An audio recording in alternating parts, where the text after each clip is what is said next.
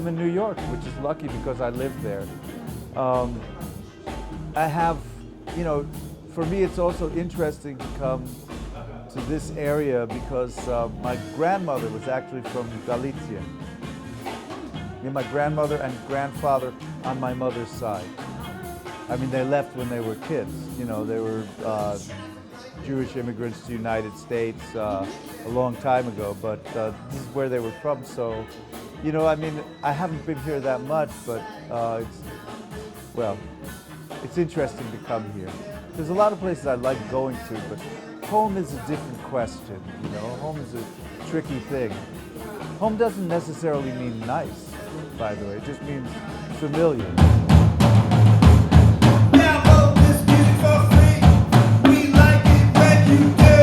Well, when I'm on tour, my first thought is, where's the bathroom in this place? I'm happy to tour because when you tour, you get the opportunity to play every night and really work on the music. And so that's what we like. I wouldn't mind doing that and sleeping in my own bed.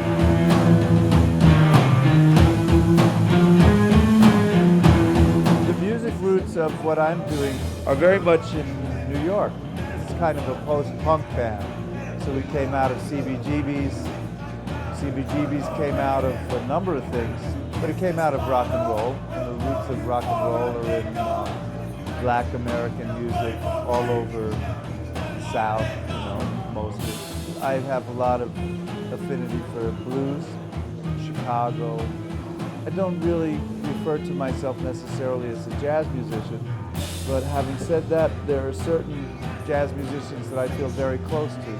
For example, Albert Ayler. I've done a lot of listening to the music of Albert Ayler, and I feel very close to it. And that song that you heard during sound check, "The Kid Is Back," it's kind of like an anomaly. I won't say it's a jazz tune in our set, but we don't always do it, and it's not like the rest of our material. Most of what we're doing is, like I said, a kind of post-punk, Albert Ayler influenced ritual music. That's how I would describe it.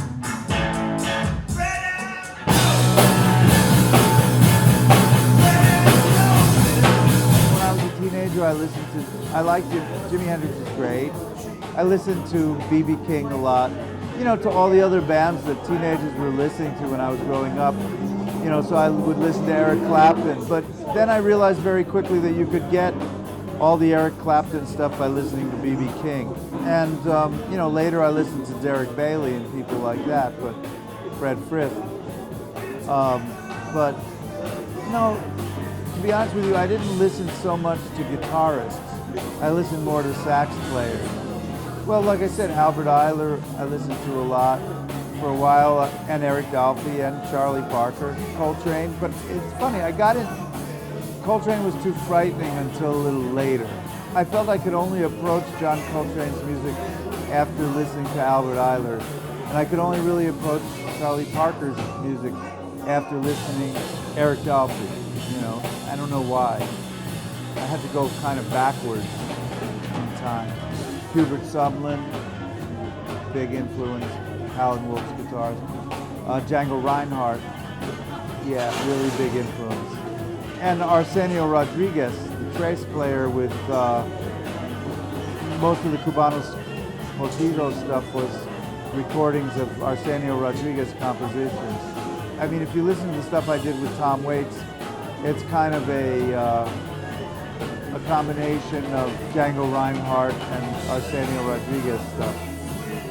That's where that comes from. But in terms of sax players, you know, King Curtis, Houston Person, you know, the R&B sax players, you know.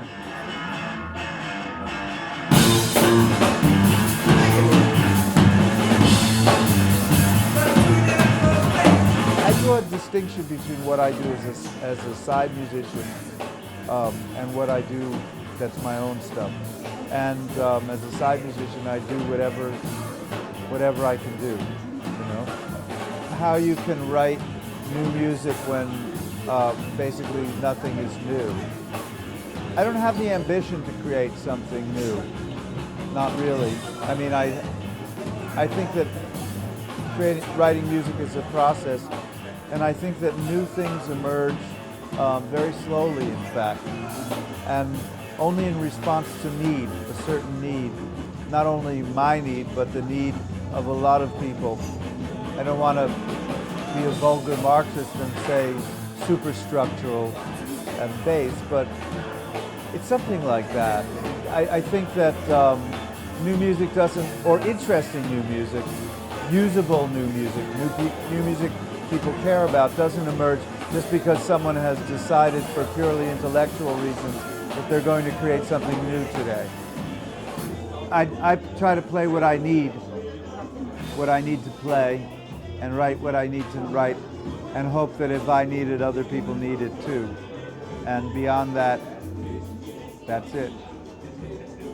I mean, new music often arises out of disgust with old music. You get bored as hell of what you're playing, and so you write something different.